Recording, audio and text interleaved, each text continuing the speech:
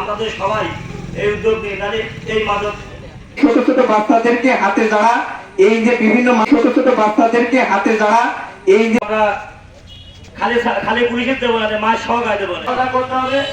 এবং এই মাদক সেবক যদি কোনো লোক খারাপ এইটা মোবাইল যে বানাইছে এই বানানোর পরে এটা ব্যবহার করার জন্য কিন্তু এটা দেখলে আমরা এখন মূল আলোচনায় চলে যাব। আমাদের সমাজে এখন সব থেকে ভয়াবহ আকার ধারণ করছে বা রূপ ধারণ করছে। সাক্ষীকে হইতে হবে বলেন সাক্ষী হওয়ার না ঢাকা থেকে ঈদ করে গেছে 1 মাস হয়, 1 মাস পরে বাড়ি আসা লাগাতে। আমরা সকলে মিলে যদি এই কাজটা করতে পারি তাহলে ইনশাআল্লাহ আমরা এই আমাদের আমি এই পর্যায়ে বক্তব্য রাখার করতে হবে। এবং এই মাদক থাকবো না।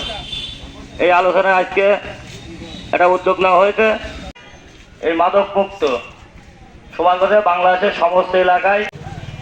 আমরা এখন মূল আলোচনায় চলে যাব।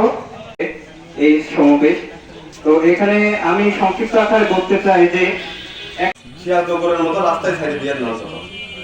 এটা কিন্তু একটা ক্ষোভের একটা বহিঃপ্রকাশ, তাই লজ্জাজনক না, তাহলে মনে করবো যে আপনি মাদকের সহায় আছে, মাদকটার সহায়তা করতেছে। মাদকের বিরুদ্ধে সংগ্রামে নেমে পড়েন, এই বলে আমার সংক্ষিপ্ত বক্তব্য। মাদকের যে ভয়াবহতা, মাদক যে ক্যান্সার, অন্ততপক্ষে আপনারা যারা উপস্থিত আছেন 1 কেজি 2 কেজি করে যেন কোনো চাউল দাম বিক্রি করি, তাহলে আসলে এই বক্তব্যগুলো যদি মেকে দেওয়া হতো তাহলে আমার বক্তব্যটা কিছু থাকতো না। মানে যারা বলছে সকলের সাত কথা সমস্যা মাদকের সব জন্য মানে ওই অমর খোলা কবি অমর খোলা